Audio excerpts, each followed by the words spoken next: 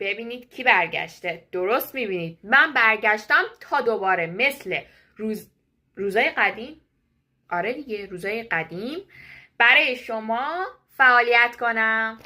الان دقیقا یک شنبه است و ساعت 9:25 است که من باید مدرسه می بودم، ولی خب مدرسه رو تعطیل کردم به خاطر آلودگی هوا و من سرفه‌های شدید گرفتم از دیشب. به خاطر همین مامانم گفت نرو مدرسه دیگه، بشین تو خونه. و مامانم تاکید کرد که بشین برای امتحان بعدی درس بخون، ولی خب من این کار نکردم و میخوام برای شما ویدیو ضبط کنم.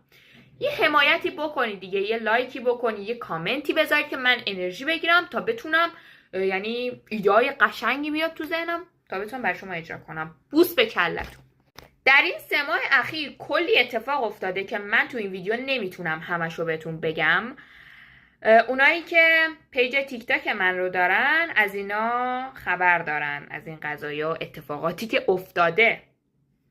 نمیخوام بیش از این سرتون رو درد بیارم. بیایید بریم به موضوع امروز بپردازیم. موضوع امروز چیه؟ زیرسازی پوست.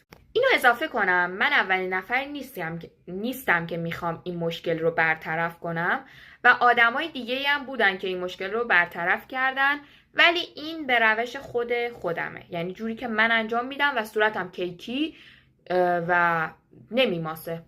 حالا اگه بتونم براتون نمونه‌ای از کیکی شدن پوست و ماسیدن پوست رو بهتون نشون بدم، براتون اینجاها میذارم که ببینید.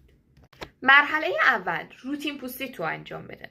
حالا شاید الان بیاید بگید وای ترنم، ما سر یه آرایش خیلی کوچیک بخوایم مرحله روتین پوستیمون رو انجام بدیم، این خیلی سخته. بیا من راهکار دارم برات. صورتتو اول با هر فرم شستشو، ژل، هر چی که داری میشوری. از تونر استفاده میکنی، از یه سرم آبرسان استفاده میکنی. اگه قراره یه چند ساعتی آرایش تو صورتت بمونه، از سرم ضد جوش استفاده کن. اگه نه اینجوری نیست، اینو کلا حذفش کن. میرسیم به مرحله آخر، آبرسان.